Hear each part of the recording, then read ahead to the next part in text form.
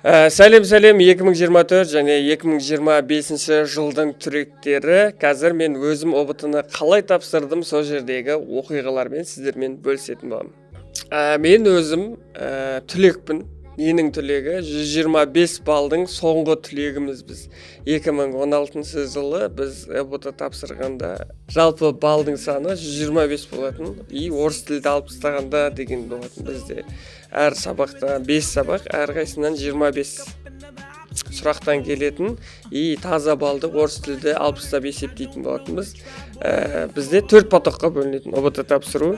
Бірінші поток, екінші поток, үшінші поток, төртінші поток деп бөлінетін. Бізде важный сол бірақ ОБТ қазір 3 рет тапсырады деген бар ғой сіздерде. Бізде ол кезде ондай жоқ болды. Біз бірақ рет тапсыратынбыз. Мен соның екінші потогында болдым. Екінші поток оңай болады деп айтатын. Что біріншісі қиындау болады басталған кезде, екіншісі сәл расслабон, үшіншісі қиын, төртіншісі нормально деп айтатын. Екіншісінде болдым, бірақ оңай болған жоқ. 91 балл алдым өзім. Барлығынан 4 пен 5 алғым. Мектепте апайлардың үмітін ақтағым. Күшті болғам біздің кезімізде. Ой, қалай болды? Мен 7-ші сыныпқа дейін староста болдым. Мектепте кәдімгідей жақсы оқыдым. 7-ден кейін 8-ге өткеннен кейін уже кішкене 4 түсе бастады. Оған дейін 5-пен оқып, 4 түсте бастады. 3 деген болмаған менде сабақ кезінде, барлығы 4 пен 5 болған. Одан кейін 9-дан кейін кетем деп ойлап, бір колледжге барып тапсырып көріп, о жаққа түскем. Түссем де о жаққа оқуға бармай, 11-ге қалатын болып шешіп, ОБТ тапсырып, жақсы бала алып, нархоз деген универде оқығам өзім. Орыс тілде алып тастасаң, орыс тілден 15 алғым. 15 емес 14 алғым. Орыс тілді соңындағы деп. Өтірік тез қарап қойған деп шығып кеткен. 14 алғым. Сонда қазір есептейміз. 91 математикадан аз алғым көрініп тұрған шығар. 77 алғым. Негізі түсуге болады екен. Көп болған. Возможно, кәдімгідей түсетін. Бірақ мен қалаған универде платный оқығам. Өзім қалаған. Таңдау пәнді таңдау қиынға түскен жоқ. Мен қай универге түскім келді? Мысалы, нархозға түскім келді. Нархозға қандай пәнмен түсуге болады деген вопросты шештім біріншіден. Физика болды ол. Қайсымен оңай түсуге болады деген екінші вопрос пайда болды. Ол да физика болды. Сөйттім да, вообще көп қиналмай физика таңдадым. Таңдау пән физика болды. Одан 17 ма? Не помню, жақсы алдым әйтеуір. Өткені мен 11 оқып жүрген кезде қосымша мектептен тыс дайындалғам. 40 күн деп жатып оқып дайындалғам мектептен бөлек. Шынымды айтайын ба? Мен болашақ мамандықты таңдамағам. Мен нархозға түссем болды. Мен қазір мысалы болашақ мамандығым, менің мамандығым негізсіз. Бірақ ол мамандық бойынша диплом алдым, үйде жатыр сол күйі. Оны пайдаланған жоқпын вообще. Ол мамандықпен істемейтінді білдім мен, скорее всего. Сөйтіп, қатты бір упор қойған жоқ мамандыққа. Бірақ қазір CS мамандығы бойынша істейтін болсам, өте жақсы мамандық қой негізі. Менің мақсатым өзіммен өзім жұмыс істеу ғой, біреуге емес. Күшті ғой сол. Өзің басты, өзің дейік, өзің шешемін. Ондай, о кезде ондай да болмаған, блогер болып кетемін деген ой ше. Ондай ойда болмаған, непонятно болған бұл сол. Енді өсіп кел. Ол случайно басталды. Карантиннен кейін. Ол былай басталды. Универ оқып жүреміз, Универден кейін енді оқудың ақшасын төлеу керек қой. Сөйтіп официант болып жүреміз.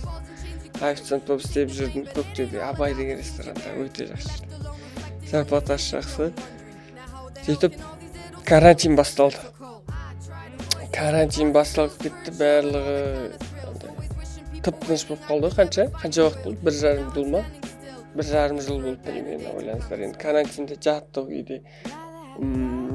Карантин бітіп, жай жұмысқа шығып бастаған кезде менің достарым уже блогер болып бастады. Карантин бойы блогер болып бастады. Бірге істейтін Медет деген досым болды, официант болып Абайда.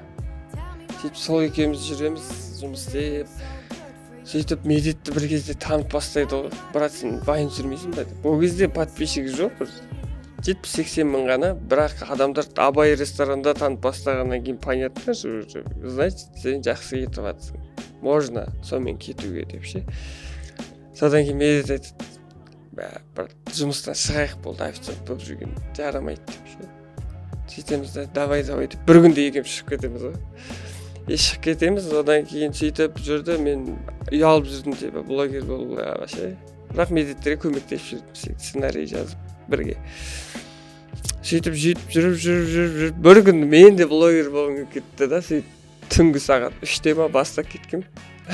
Қасымдағы барлық достарым блогер ғой, 7-8 бала. Сосын почему бы нет деп басталып, солай басталды ғой. Иә. Дайындық 10-шы класста серьезно қабылдаған жоқ. 10-шы класста өз мектепте оларға не серьезно қарайды олар. На расслабоне жүрдік, уже 11-ге ауыстық. Уже тест тапсырып бастайсың ше, пробный. Сөйтіп сәл аз болады ма деп ойланасың сол кезде, апайлар ұрса басталады сол кезде кішкене миыңа жетеді. Так, бізге натур дайындалу керек деп қабылдадым өзім. Бізге дайындалу керек деген. Содан кейін ғой, мен қосымша 40 күн бір жерге барып дайындалып келдім. Мектептен тыс. Мектепке бармай 40 күн бойы. 2 ай. Сол жақта оқып, білім алып, жатып ше. Курс оқып. Сентябрь емес, октябрь, ноябрьде. Ноябрь, декабрь сол жақта болдым. Сөйтіп мартта қайттан бір барып келдім, тағы 15 күнге сөйтіп қой. Идеаль дайындалу үшін просто оқу керек қой, басынан бастап. Мысалы, не только сентябрьден бастап, 10-шы класстан бастап, 9-шы класстан бастап. Если әр тақырыпқа бет внимательно қарап оқитын болсаң, ОБТ-да солар келеді ғой, басқа жақтан алмайды ғой. Өзіңе байланысты. Иә. Мен айттым ғой, 40 күн бір жерде жатып оқып дайындалдым деп. Сөйтіп, о жақта енді жатасың ғой, оқисың, жатасың, тамақ ішесің, телефон бермейді. Телефонды түнгі сағат 11-ден 12-ге дейін ғана береді, содан кейін ұйықтатады. Ой алла, ұйықтайды. Сөйтіп, бір күні енді 40 күн болған, біраз болған, үйге бармағанмын. Жатым, жақсы өз білім, жақсы оқып қойған, майырып жүрген кез жүрген. Сөйтіп, мама айтады, барам балам, барып көріп кетем. Базыр жоқ, кез.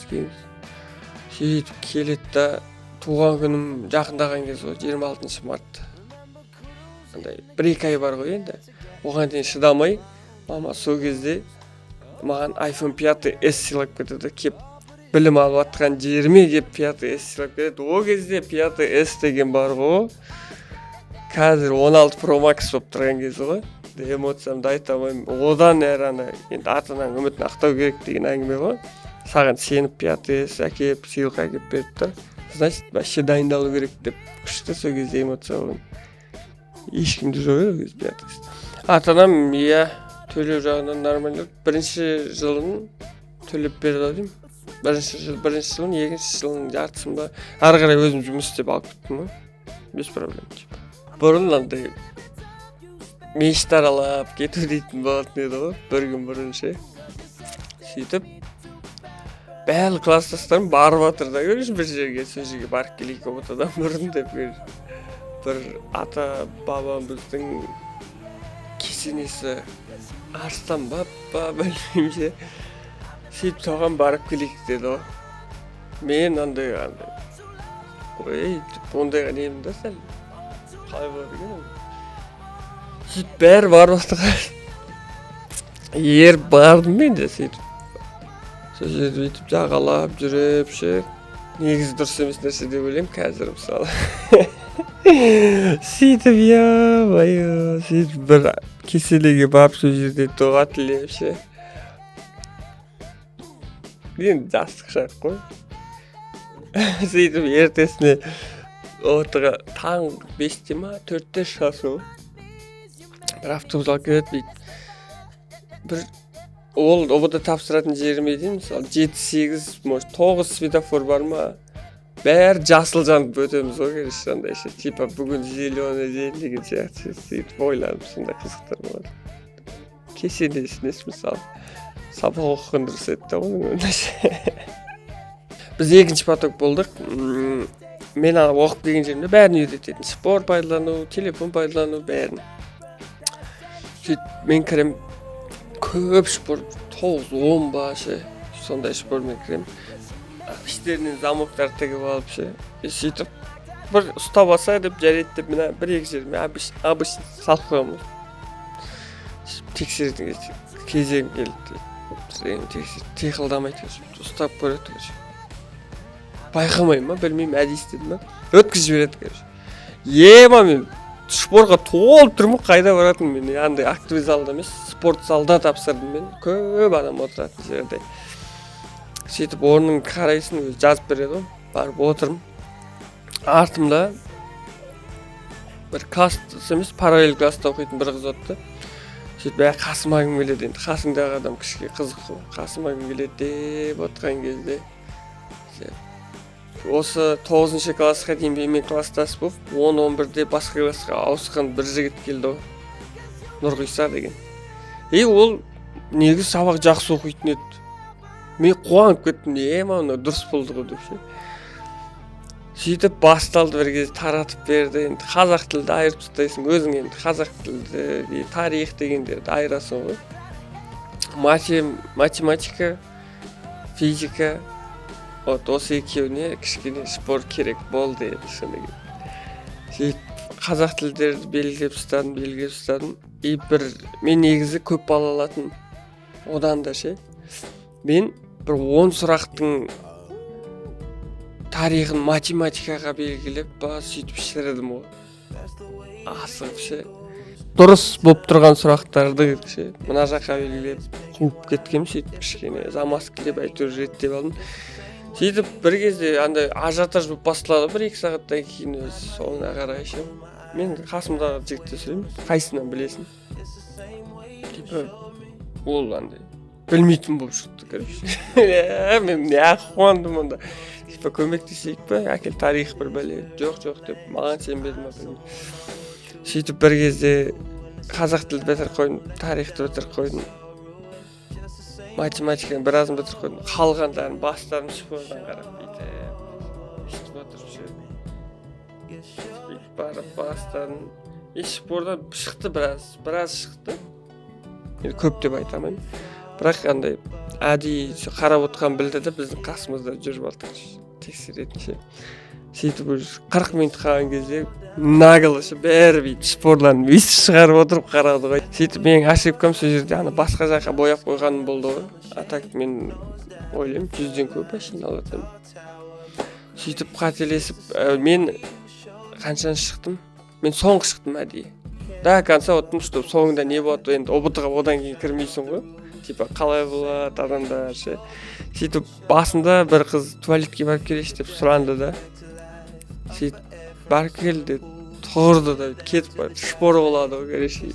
Анда жерде шығармай қойды еше туалетке, может білмейді ғой. Телефонмен қарауға баратқан шығар. Одан бөлек спорын алып қойды, ананы қатты тексеріп тұрды қасында ше. Одан кейін бізде қатты бір тексеріп болды деп айтамаймын. Еркін отырып тапсырдық. Қасымыздағылар да бәріміз. Өйткені спорт зал деген қанша адам отырады жерде, 100-ден көп адам, 150 шақты адам отырады содан. Күшті болды. Соңғы шықтым. Шыққан кезде айттым, нормаль, бал, жақсы. Сразу ше. Содан кейін сол жерде ОБТ-дан шықтым, соңғы болып шықтым. Қалай болды, деп жақсы. Одан кейін кешке шығады. Мысалы сағат 2-лерде тапсырып шықтым ба, 11-де кіресің, или 11, 2-лерде шығасың, 5-6-ларда жауап шығады. Ең ожидаемый момент ғана сағат шыққанынан бастап жауап шыққанға дейінгі 3-4 сағат деген ең ауыр сағаттар, жүрек деген, натур енді, эмоцияң деген, білмейсің ғой қанша балалардың. Толқу деген қатты болады ана жерде. Өліп қалайын дейсің. Сөйтіп ОБТ-дан шығып не істейміз енді? Бәрі достарым жүр, ата-анамыз жүр, тамақ іше тұрайық деп үйге қайтпайсың ғой, әдейі қарап болып қайтасың да сөйтіп сол жерде тамақ ішіп үн-түнсіз ше. Осындай звуктар шығып тұрады. тамақ жеп отырып қанша бала болады екен деп уайым болып отырады. Проходной алмай қалсаң неше түрлі сұрақтар енді миыңа келеді. Негізі ұбт деген шынымды айтам тапсырғанға дейін қиын. Тапсырғаннан кейін мына өмір басталғаннан кейін көресіңдер қызықтың бәрін. ұбт деген басығына ғой. Жүрекке қатты қабылдап керек емес, аз бала алып қалсаңыздар. Иә дұрыс. ұбт өмірдің соңы емес. ұбт тапсырмағандар бар. Тапсырып қадалғандар бар, тапсырып айырғандар бар ше. ұбт-ның білім дұрыс негіз. Білім алған дұрыс. ұбт-ға арнайлап емес, өзің үшін дұрыс та келешек. ұбт жақсы тапсырам деп емес, өзімді дамытам деп алған білім пайдалы болады. ұбт тапсырмаған бауырларымыз да бар, қазір жағдайлары жақсы ше, өз-өздерін жасап алған, үй алып алған, ертең мына өмірде сондайға ең маңызды нәрселердің бірі үй алу, бала-шаға үйлену, ата-анаға жағдайын жасау деген нәрселер маңызды болып кеткеннен кейін, ана ұбт-дағы бал ойбай демейсің, тек білімің керек болады көп біраз жерде. ұбт-ның балы қалақ мысалы, білмейміз қанша бал алғанымыз, қайсыдан қалай ше. Маңызды болса тұратын еді ғой, типа осындай бал алғам деп жүретін. Ал ол маңызды емес, сондықтан білім алған дұрыс, бірақ білімді болған дұрыс. Универ то же самое ғой. Орта табасың, өзіңді дамытасың ғой. Шустрылыққа үйренесің, о жақтан прям бүйтіп нархозда отырып білім алмайсың. Дамисың ғой, жан жақты дамисың. Біреулер даммай солай отырып қайтады, біреулер бірдеңе движение көреді, андан көреді, мындан көреді. Енді ортаң үлкен болғаннан кейін сен де қарайсың да, мына бала мынандай нәрсе істеп жатыр, күшті, сен де сондай істегің келеді деп солай дамисың. Дамушы орта болғаннан кейін уже сені дамытады. Универдің маңызы сол ғой. Диплом аласың, ол диплом деген үйдегілерге керек. Универ бітірген деген диплом үйдегілер айтады. Универде жүргенде движение бастау керек қой, сразу. Бітіргеннен кейін деген өтірік ол. Универге түстің ба, бизнеспен айналысың келе ма, тура сол жерде бастау керексің ғой. Резко, моментально ше. Ертең 2-3 жыл деген ол 4 курс өтеді, тағы қаласың деп, не істеймін, армияға барам ба деп ше. Үйленем ба, тұрмыс құрам ба деген қыздар. Сразу универде болды балдар сондай. Четко түсті, опа, сразу ой движение бастап кетіп, қазір қарасаң крузактармен, нелермен жүреді. Вот сондай болу керек. Жаз оқушы, егер мен тыңдап отырсаң деп ше. Егер мен тыңдап отырсаң, шынымен қазірден бастап ағылшынша оқы. 100% енді бұл болашақта вообще на изи керек болады. Ертең шетелге шықсаң да өте керек нәрсе тіл. Біріншіден білімің жеткіз. Ең бастысы кітап оқып, қазірден бастап ше. Ол көбісі ойлайды. Мысалы, математика не үшін керек дейді. Анау не үшін керек дейді. Маған керек емес қой дейді да. Ондай нәрсе емес. Сен любой мектептегі кітап болсын, дәптер болсын, барлығы сенің болашақтағы өзіңдің қандай болуыңа әсер етеді, короче. Сен қаншалықты білім алып кітап оқысаң, ертең соншалықты дамисың. Егер сен білімсіз болсаң, істейсің базар жоқ көп нәрсені, бірақ андай өзі өскеннен кейін бөлінеді адамдар. Ақшасы бар, бірақ тупой деп айтады көп жерде ше. Көп бір жерлерде сондай болмау үшін ең бастысы білімді болсаң, білімді азаматша жерде қалмайды. Сондықтан ең бастысы білім алып, тілдеріңізді дамытыңыздар. Әрі қарай өзі бола береді. Білімнің алдынан көп нәрсе шығады, көп мүмкіндіктер. Баршаларыңызға рахмет көргендеріңізге. ұбт-да баршаларыңызға сәттілік тілейміз. Ешқашан аз бала алып қалсаңыздар жыламаңыздар. Ең бастысы өмірлеріңіз енді басталды. Болашаққа деген қадамдарыңыз нақты болсын.